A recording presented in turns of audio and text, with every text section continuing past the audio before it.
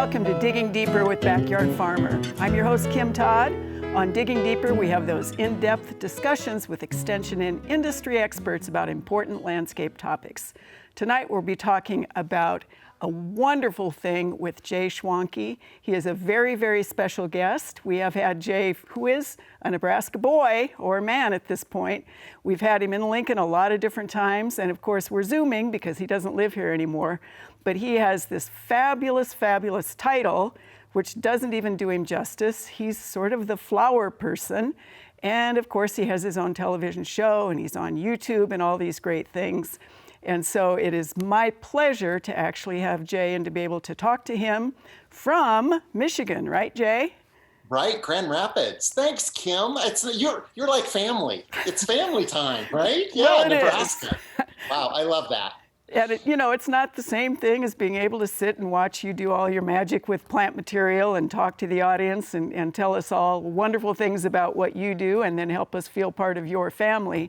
But maybe that's one of the very good things about Zoom. We probably wouldn't have gotten to get you at all if we would have said, gosh, Jay, drive to Nebraska for 20 minutes and then go home if you don't have time to see your family. Well, and hopefully I'll get back there one of these days and we'll actually do that in person. So I would love it. I would love it. That would be fabulous. So what we really want to have you concentrate on is what you're best at, Jay, and that is life in bloom. And what exactly is the connection between all of those fabulous flowers and making people feel better, helping them feel better, making life in general be something that just puts a smile on your face every day? Let's talk about that. Awesome. So, it's so interesting. For about 2 decades, a wonderful lady named Dr. Haviland Jones did a lot of studies about flowers and how they help us with our health and wellness benefits. And she worked with Rutgers University, with Boston University. Then there were other people who picked up on the research she was doing to do extra research and found that when we have flowers in our presence, we feel happier. Obviously, flowers make us happy, but they also make us feel less depressed. They can reduce our stress levels. They can make us feel creative, and especially more creative, or help us find solutions at work when we have a few flowers on our desk. They help us enlarge our circles of friends. They, older people, seniors, it helps them reach out for health, with health problems that they would have, to seek more advice about that. Homes that have flowers in them have less arguments. So I always joke with guys that I think that it's important that when you bring home flowers, you might get pie. That would be a really good thing, right? I love pie. Pie is one of my favorite things. And I know that when I bring home flowers, I'm going to get pie. So yeah, the health and wellness benefits are astounding, actually. We've compiled them all at ubloom.com.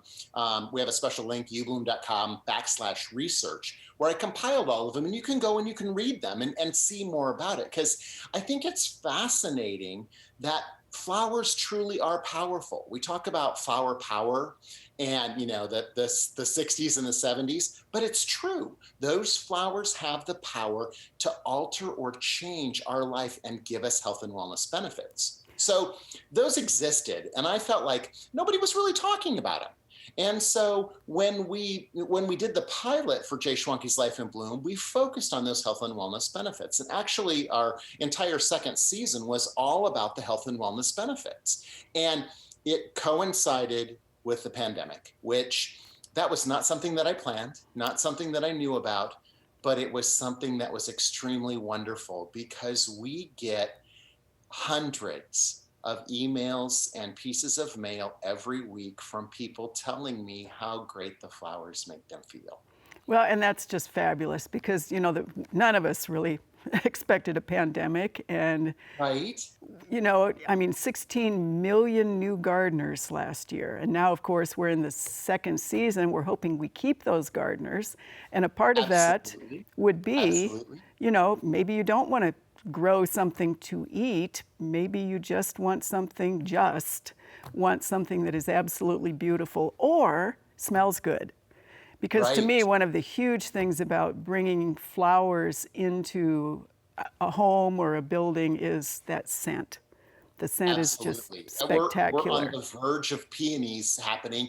Lily of the Valley. Lily of the Valley Yes. is in bloom right now. My sister-in-law lives across the street from me, and she was like, "Hey, I have Lily of the Valley. Go pick some." So I picked it, and I just sat there and held it.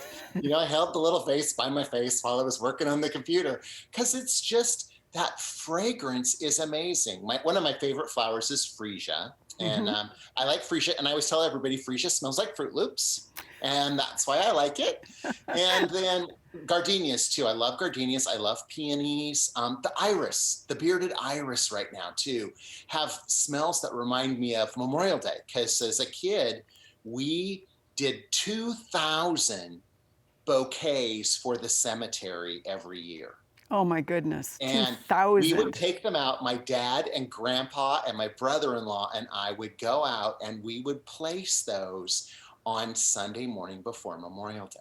And we would cover 2 cemeteries, and we were just like the little machines. My dad would find the grave, and my brother-in-law would fill up the vase with water and clean off the grave, and I would put the flowers in there. And when I smell the peonies and the iris, it makes me think of those days. And we would go back to the house, and Mom would have a pancake breakfast for us too. And then we would go back out and deliver more, and then we would drive through the cemetery to see all the flowers. And I think that that's just a really cool part about, some of the memories that I have coming from a 4th-generation family flower shop. So, Well, and you bring up again another perfect point about why people should enjoy flowers in some form, and that is those memories. Because my earliest memory of flowers was a little round garden in our backyard. My mother loved flowers. I don't okay. ever remember growing a vegetable at home, but the great big asters that really don't want to live in Nebraska. They're sort of a Michigan Right. East Coast kind of a thing in purple and pink. And I was probably 4, maybe.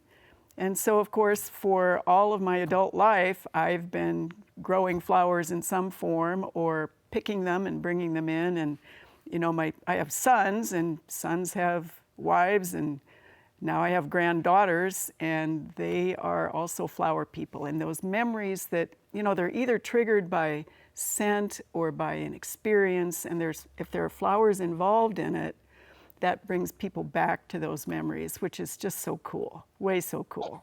I think that's the best. Every week so I have the Mr. Rogers thing.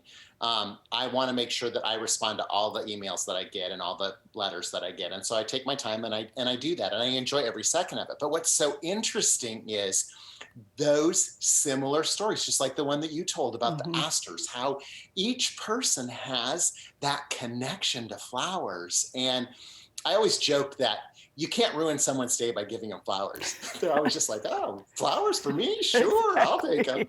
And I spent a whole lot of my childhood on the delivery trucks, and I loved that because you got to see the people's faces. And I always joke, this is my advice for guys for Valentine's Day, is deliver the flowers yourself. Right. Because I always got to see what your girlfriend and your wife or your, got all excited, and how much they would hug me and kiss me sometimes, you need to get that. You could deliver them yourself, because that look on those people's face and the experience that you have is amazing. Well, it's really, and again, it's a flower. It's like this living thing, and there's color involved, and there's form, and there's the unexpected, especially if it is. Well, sure, I always get flowers for Valentine's Day, but who cares? If you get flowers for Valentine's Day, it's like, okay, when are those flowers going to show up, and what are they going to be?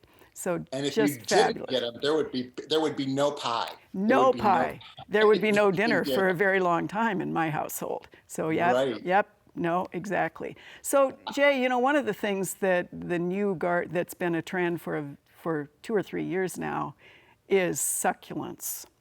Yes. And houseplants. So, not normally do people buy them for the flower, because let's face it, the flowers on some of those are really weird. But so talk a little bit about, form and color and how that really helps people respond in different ways to being happy and healthy.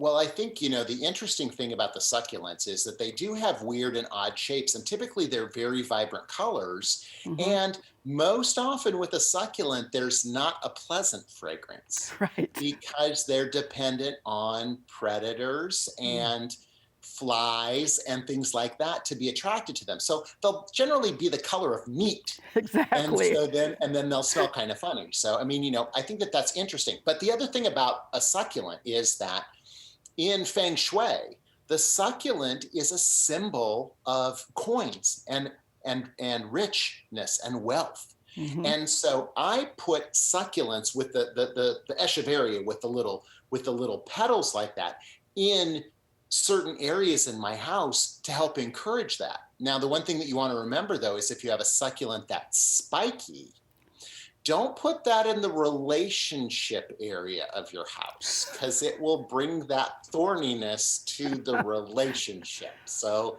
that's a good thing. Right. Now, remember, all right, so then as far as the plants go, here's the thing that's so amazing to me. We have an episode coming up in season 3 that you guys will be showing in a few weeks about houseplants.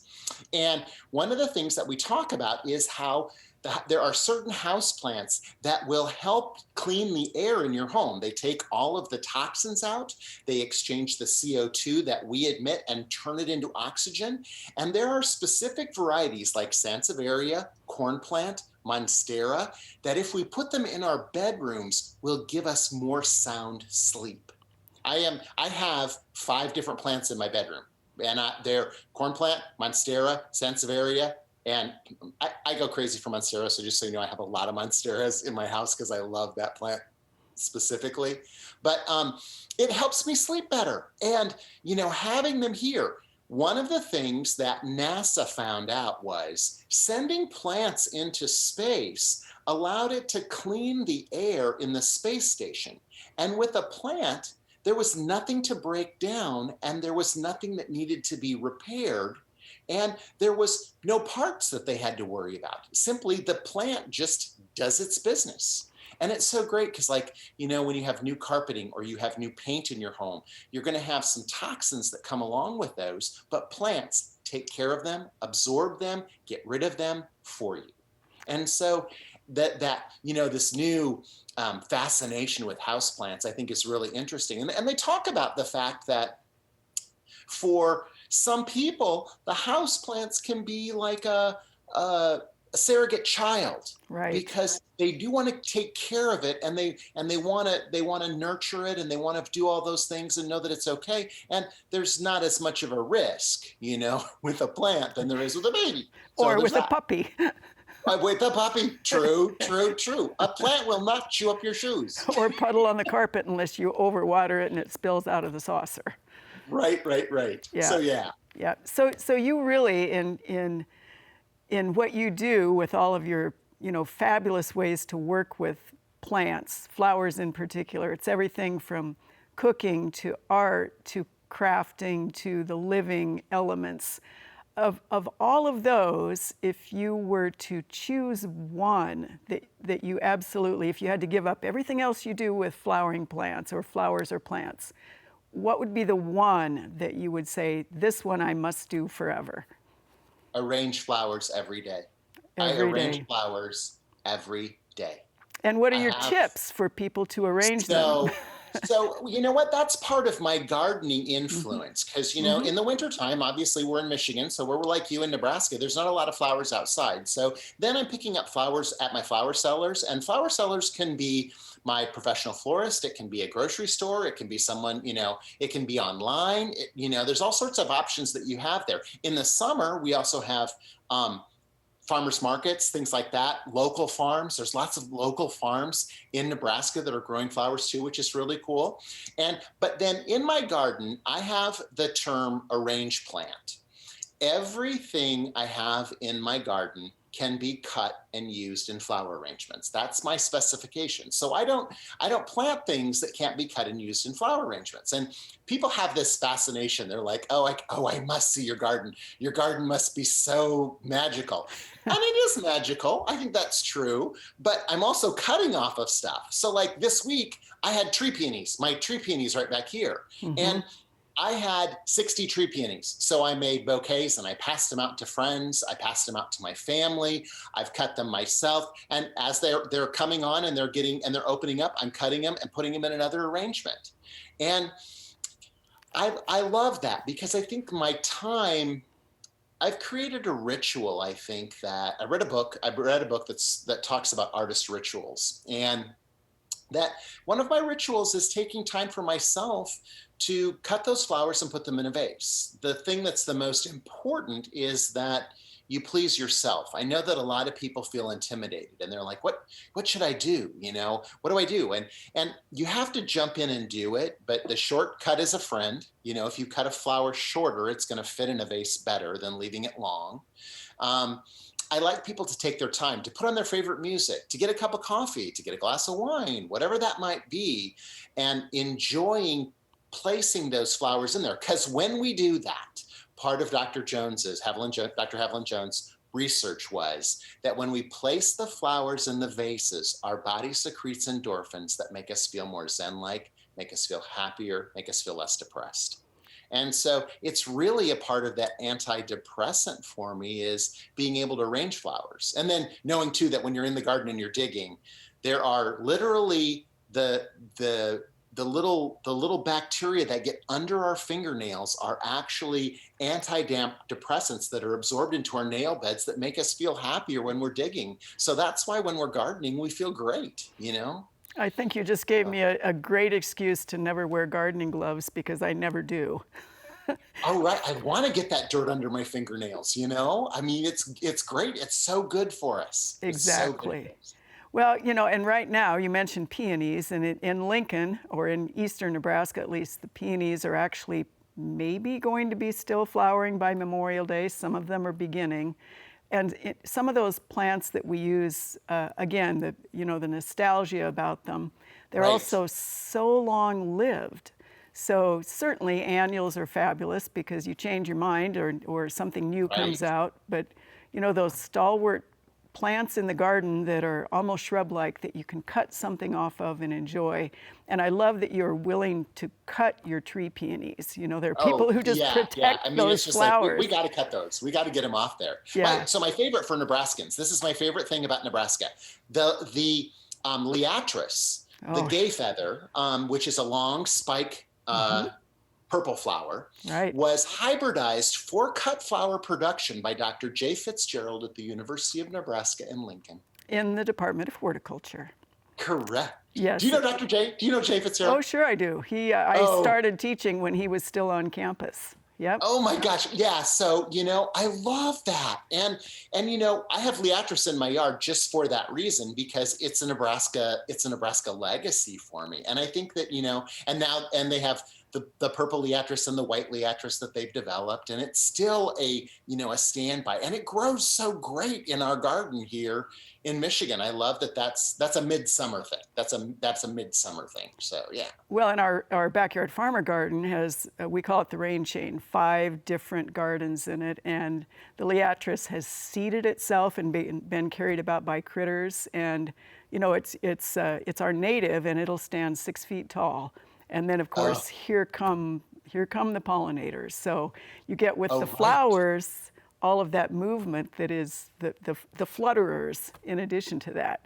Just fabulous. That's a great story, too, to know that, in Michigan, you've got something from here. Absolutely. The other thing I have here is tall purples. And so that's viburnum. See, and I call it Viburnum globiosa, and that's not right because because I'm not an expert at that stuff. And so Baranianthus, something like that. Okay, so that viburnum, it reseeds itself, and it's a swallowtail attractor. Nice. And so we let it go last year in the garden, and we had thousands of stems of it. Isn't that great? Everywhere. That's just and so great. it's reseeded itself. It's starting to come up again now. So now I'm going to have to thin it out. Verbena bonariensis. That's what you're thinking about. Verbena. That's it. Yeah. Look at how good you are. See, I'm so Jay, thing there. We have just a little bit of time left. I want you to talk again about your Life in Bloom series. Tell our audience about that, where they can see it. and so that we Okay. can make sure we promote that and get to have as much of you as we can get. I believe it's on Saturdays at 11 a.m. I think that's right, if I remember correctly, on Nebraska Public Media. And I appreciate that. My mother's very excited. Season 3, I think you started last week. So we've got 13 brand new episodes. We are going into the studio on Monday morning here in Michigan, and we are filming season 4. So we're getting ready for that. You can also see it if you want to catch back episodes that we have it also on our website, ubloom.com. And if you click on the Life in Bloom logo on the front page, you can go watch any of the shows that have aired so far. And you can also check out, that's where our recipes are. That's where our Behind the Bloom series is, which is like this, where we delve a little bit deeper with some of the people or some fun stuff that we couldn't show on the show. And then we also have bios for our guests and things like that. So you can learn more. And of course, Flower Cocktail Hour, because every show we have a Flower Cocktail Hour. And that's what we do at 5 o'clock here in Michigan. I make a flower arrangement, and Kelly and I have a cocktail, and we talk about our day and what went wrong, what went right. And it's just our way to unwind and be, now it's on the deck. We get to do it on the deck because the weather's nice. So, yeah. I love it. And unfortunately, that is really all the time we have for Digging Deeper with Backyard Farmer. I can't thank you enough, Jay, for coming in and talking to us. And we will, of course, be back again. Do be sure to watch Backyard Farmer live every Thursday at 7 p.m. Central on Nebraska Public Media. Thanks for digging deeper with Backyard Farmer. I'm looking forward to actually seeing those dimples in person.